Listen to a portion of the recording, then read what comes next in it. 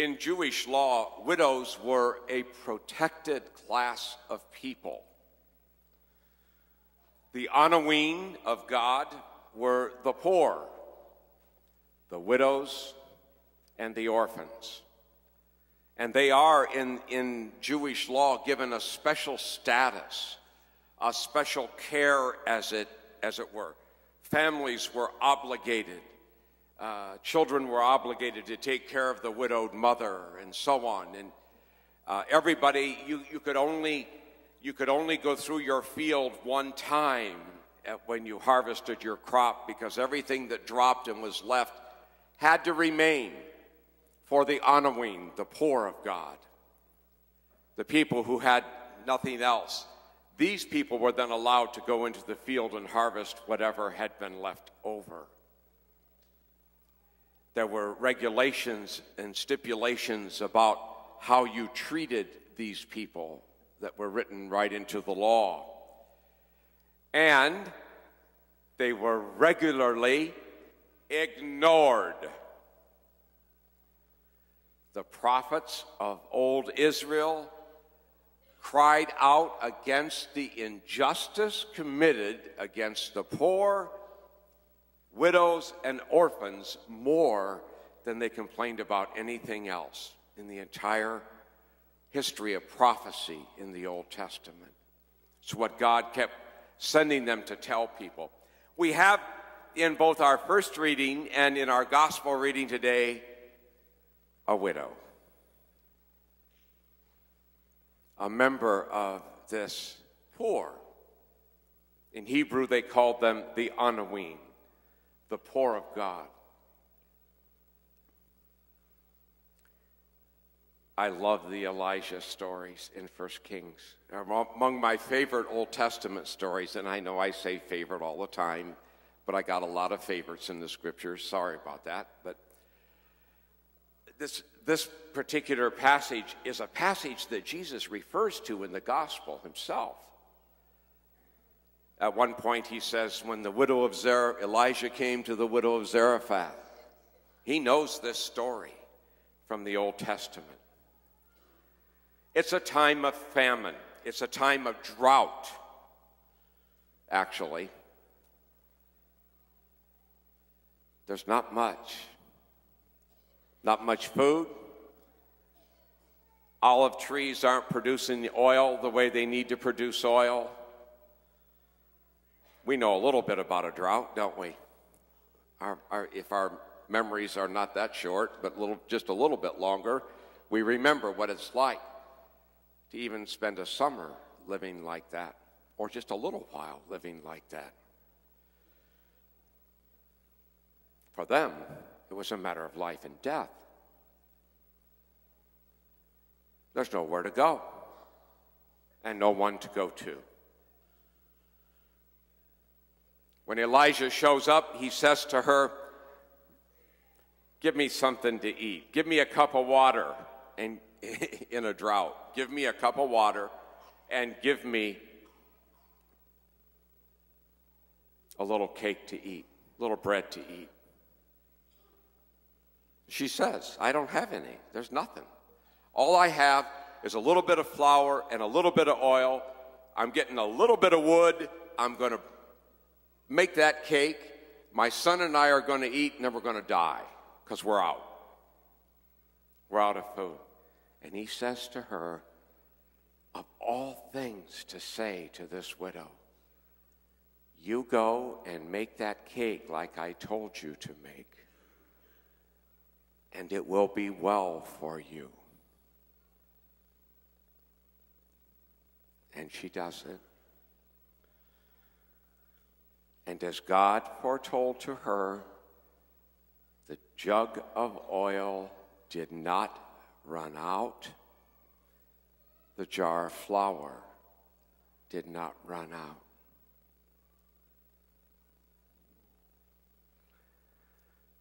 Just a nice, cute story? I don't think so. I think it's a perfect story for us at this time of year when we're thinking about stewardship and thinking about how we, as individuals, open our hearts in generosity, or how we don't. Because we're at the end of the church's year, moving up to the Feast of Christ the King, and then a new church year, we're thinking about, where have we been this year? We should be thinking about it. How have I grown in my faith? Have I grown in more dependence on God? Have I surrendered more and more of myself to Him? That's the story of life until we're called home.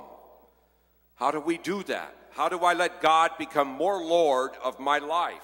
All phases of my life. Nothing is left out. That's the time of year that we're in. What do we do? Well, in a way, I think we're like the widow of Zarephath. I think, our first instinct is to hoard. We have to, don't we? We have to protect ourselves, right? Yeah. And the more fear we have, the more we hoard, because the more we protect. And so the less I depend on Him, that the jar will not run out and the jug not go dry. That's what we do. Instead of acting in faith, we act in fear. We hold closer. And you know what else we do at the same time? We withhold ourselves. We do. It flows over into every aspect of our lives when we're living in fear instead of faith. When we're not trusting, but instead relying on our own. And when we pull in tighter in one area, we pull in tighter in all areas. We do. It's just part of our human nature. So we close up. So I give less of myself instead of more. I become less generous instead of more generous at that time. It's how we respond to it. Sometimes we even go so far as in times like this when we're looking at all this kind of stuff, and that fear rises in us, what do? We actually withdraw and pull back. Instead of giving more of myself, of my time, we pull back. We stop and think.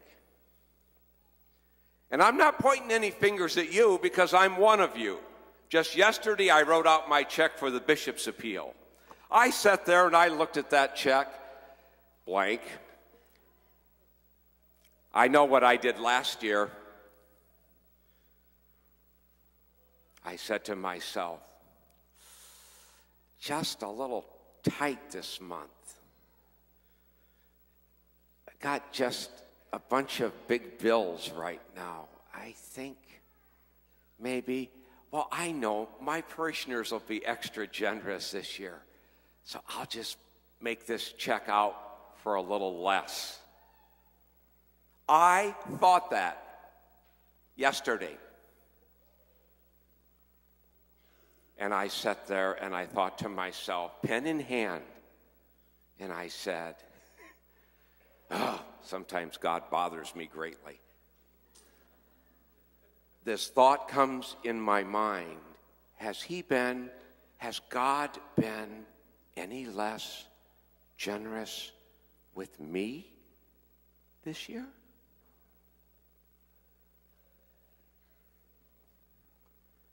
And I wrote the check for the full amount.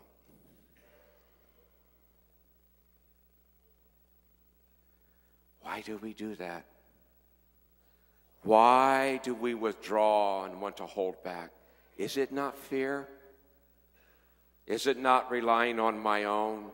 I can do this. I'll take care of myself. I don't need anybody to take care of me. I don't need help. I don't need to be involved. Somebody else will get involved. Somebody else will step forward and do something or be a leader or take a place or, I don't have to do that.